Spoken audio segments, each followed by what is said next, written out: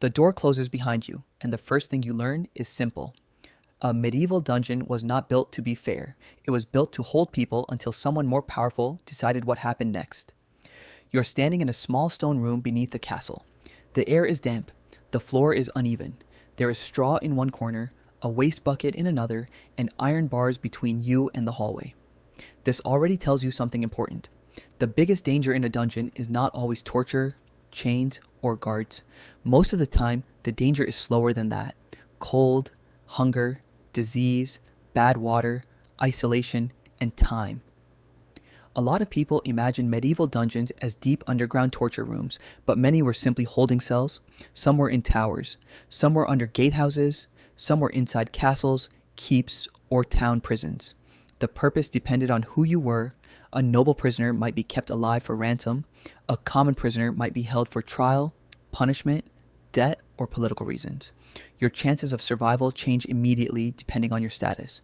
If you are valuable, someone may feed you better. If you are poor, forgotten, or seen as disposable, the dungeon becomes much more dangerous.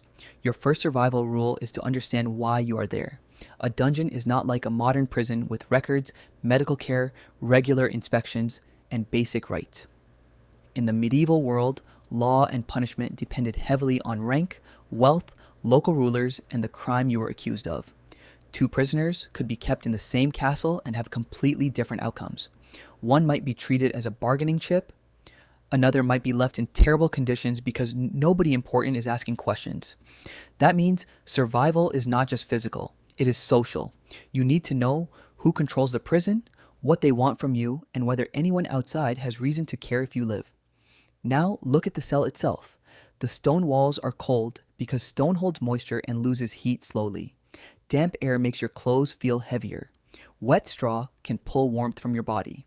If you sleep directly on a cold floor, your body temperature drops faster. This may not sound dramatic, but cold weakens you. It makes your muscles stiff. It slows your thinking. It makes hunger worse. So your next rule is simple. Stay dry if you can. Use straw as insulation, even if it smells bad. Keep away from the wettest wall. Do not waste energy pacing all night unless you are freezing. Move just enough to keep blood flowing. In a dungeon, warmth is not comfort. Warmth is survival. Then there is sanitation. The bucket in the corner is not just disgusting, it is a health risk. Human waste attracts insects, rats, and disease. If it spills, the cell becomes contaminated. If it is not emptied, the smell gets stronger and the air becomes harder to tolerate. Medieval people did not understand germs the way modern people do, but they absolutely understood that filth, bad smells, and sickness often belong together. Your best move is to keep your sleeping area as far from the waste bucket as possible. Keep food off the floor. Protect any cuts. Do not touch your face after touching the bucket, chains, rotten straw, or dirty stone. This sounds basic, but in a medieval dungeon, basic hygiene is one of the only medical tools you have. A small wound can become a serious problem. Rusty chains can scrape your wrists or ankles. Broken stone can cut your hands. Splintered wood can get under your skin. Without clean bandages or antibiotics, infection can turn a small injury into fever, swelling, and death. Surviving the dungeon means avoiding injury before it happens. That is one of the most important differences between modern survival and medieval survival. You cannot depend on treatment. You have to depend on prevention. Food is another problem. You may be given bread, thin soup, porridge, or scraps. The amount depends on your status and the mood of the people holding you. Bread might be hard, stale, or moldy. Soup might be watery and low in nutrients. If you are locked up for only a few days, hunger is painful but manageable. If you are trapped for weeks, your body starts losing strength. Your muscles weaken, your immune system gets worse, your balance gets worse. Your patience gets worse too. That matters because weak prisoners make mistakes. They fall. They argue. They stop cleaning their space. They eat spoiled food because they are desperate. Hunger does not just attack the stomach, it attacks judgment. So if food comes, you do not waste it. You eat slowly, you check for mold. You save what you can, but you also have to be careful. Saving food can attract rats. And rats are not just scary because they move in the dark. Rats, fleas, lice, and other pests can spread sickness and contaminate whatever little food you have. This is where the dungeon becomes cruel. Food keeps you alive. Food also brings pests. Water may be even more important. You can survive longer without food than without water, but medieval water was not always safe.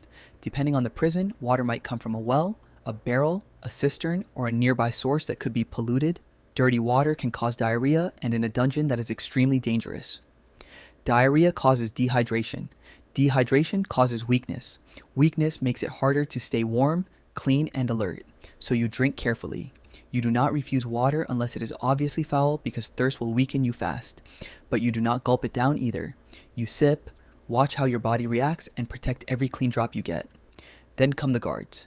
This may be the most realistic survival factor of all. You are not escaping by breaking iron bars with your hands. You are not digging through castle stone in one night. Most real survival depends on people. Guards control food, water, light, movement, messages, and whether your bucket gets emptied. If you anger them, your life gets harder. If they see you as harmless, manageable, or useful, your chances improve. This does not mean trusting them, it means understanding power. Do not insult them, do not make constant noise, do not waste requests, ask for small things at the right time. Water, dry straw, the bucket emptied, a message delivered, a wound checked. In a place where you control almost nothing, careful communication becomes a survival skill. You also need to listen. Footsteps tell you when guards change shifts. Voices tell you who is in charge. Other prisoners may know whether people are being ransomed, moved, punished, or released. Information matters because a dungeon is not only a room, it is part of a larger system, a castle, a court, a war, a family dispute, or a punishment. If there is a siege outside, food may run low. If the Lord needs money, ransom may matter. If disease spreads through the prison, everyone becomes more vulnerable. The outside world still controls your inside world, but other prisoners can be risky too. They may share information, they may also steal food, spread sickness, or draw punishment from guards. A desperate person can become dangerous very quickly, so you speak carefully. You listen more than you talk. You do not reveal everything you know. Trust is useful, but in a dungeon, trust should be rationed like food. Then there is darkness. Darkness in a medieval dungeon is not just a visual problem. It changes your mind. Without sunlight, you lose track of time. Without routine, days blur together. Sleep becomes strange. Every sound feels larger. A rat scratching in the straw can sound like a person moving toward you. A guard's footsteps can make your heart race before you even know why. This is why routine matters. Count meals. Count guard visits. Check your body for cuts. Move your legs. Keep your sleeping area organized. Repeat small habits every day. A routine gives your mind something to hold on to when the room gives you nothing.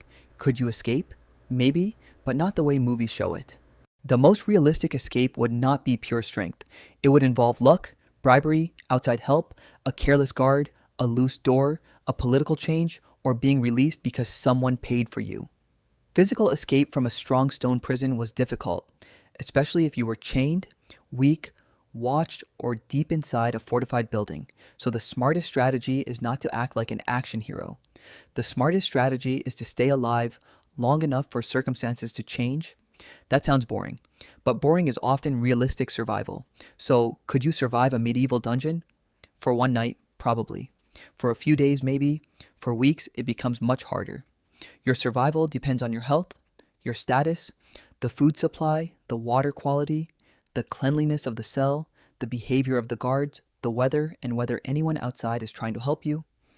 A strong person can still die from dirty water. A brave person can still die from infection. A smart person can still be forgotten. That is what makes the medieval dungeon so dangerous. It does not need to defeat you all at once. It can weaken you piece by piece. First your body, then your patience, then your hope. The best survival rules are simple.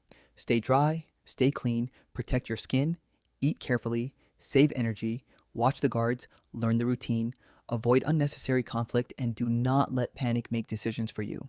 Final verdict, yes, you could survive a medieval dungeon, but only if the conditions are not too harsh and someone still has a reason to keep you alive. Because in a medieval dungeon, survival is not about strength. It is about status, patience, sanitation, and time. And time is the one thing the dungeon has more of than you.